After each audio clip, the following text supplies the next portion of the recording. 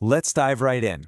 Welcome to This Explainer. Picture this. You're standing in line at a coffee shop. You know exactly what you want to say in English. The words are literally right there in your head. But when it's your turn to order, total freeze. If that sounds familiar, you're definitely in the right place. Today, we're unpacking language anxiety and looking at how shifting your mindset from absolute perfection to simple clarity can completely transform how you communicate. I mean, we know that feeling all too well, right? Your vocabulary is solid, your grammar makes total sense on paper, but the second you open your mouth, the panic sets in. What if I make a mistake? What if they laugh? That fear of judgment literally shuts down your ability to speak. But here's the thing we're going to see today. Confidence doesn't magically appear before you communicate. It's actually a result of doing it. So here's our quick roadmap to tackle this. 1. We'll escape the perfection prison. 2. Learn to listen before speaking. 3. Build up a conversation toolbox. 4. Master your physical delivery. And 5. Prepare with daily practice. Starting with step 1, escaping the perfection prison.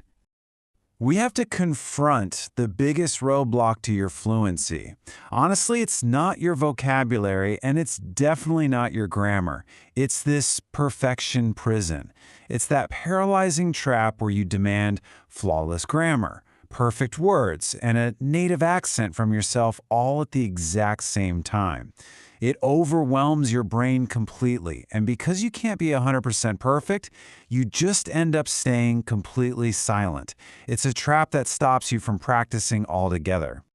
The fix here is to totally shift the goalposts. Chasing perfect English means stressing over long, complicated sentences and zero mistakes. That just equals massive anxiety. Instead, aim for clear English. This is highly achievable. We're talking short, simple sentences, just one idea at a time. Look, you don't need perfect English to connect with someone. You just need clear English to share your meaning. Forget a fancy word, just use an easy one. If they get your message, you win. That's successful communication. And that leads us to this beautiful self-sustaining loop. Stop asking yourself, is my English perfect? And start asking, is my message clear? Because clarity creates confidence. And when you're feeling a bit more confident, you naturally practice more. That practice is the actual secret sauce that creates fluency. It just feeds itself. Moving right along to step 2, listen before you speak. We really need to bust this massive myth that being a good communicator means you're constantly talking. Totally not true. In a real, natural conversation, your first step is simply to relax. Stop frantically translating your next sentence in your head while the other person is still talking. Just listen for the main idea. Step 2, drop in small responses like, I see, or, oh, that makes sense. It takes the spotlight off you while showing you're engaged. And step 3, ask a follow-up question. Saying something like, could you say that again? Isn't a failure. It's exactly what confident communicators do. If you grab only one concept from this part, make it this. A confident communicator doesn't just speak well, they listen well. Tuning in for meaning instead of agonizing over your own grammar is what actually keeps the interaction alive. Remember, it takes two people to have a chat, so go ahead and let them do some of the heavy lifting. Step 3, build your conversation toolbox. When the nerves hit, building a sentence from scratch feels nearly impossible. The workaround? Having pre-packaged, ready phrases loaded up in your mind. Think of them as conversational cheat codes. Need to agree? Boom, that makes sense. Need to disagree politely? I respect your opinion, but. Want clarity? What do you mean by that? Having these plug-and-play tools ready to go means you aren't scrambling to invent language on the spot. You just drop them in and keep the flow going smoothly. I absolutely love this metaphor from the source material. Questions are bridges. When you ask a simple question, you're effortlessly building a connection to the other person. If things stall out, a question bridges that awkward silence, gets them talking, and best of all, it buys you precious time to breathe and gather your own thoughts. A super practical way to build these bridges is to grab onto one specific word they just used and build a follow-up question right around it. Say they mention wanting better opportunities. You just ask, "Oh, what kind of opportunities are you looking for?" It proves you're listening and keeps things moving naturally without feeling like a stiff job interview. Let's hit step 4, master your physical delivery. How you physically carry yourself can totally change how your simple English comes across. Even with basic vocabulary, your physical habits project serious confidence. We're talking about speaking with a clear, projected voice, no whispering, keeping calm, natural eye contact, standing tall with relaxed posture, using natural hand gestures, and arguably the most important one, taking a slow, deliberate breath before you even speak.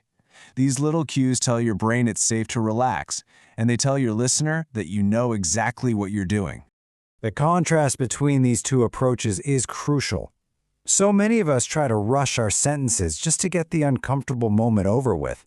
But fast, nervous speaking actually breeds more mistakes and makes you sound unsure. Slow, controlled speaking, though, it helps your pronunciation, gives you built-in pauses to think, and honestly, it just sounds incredibly powerful. True confidence is controlled, not fast. Seriously, don't be afraid to take your time. And finally, step 5, prepare with daily practice.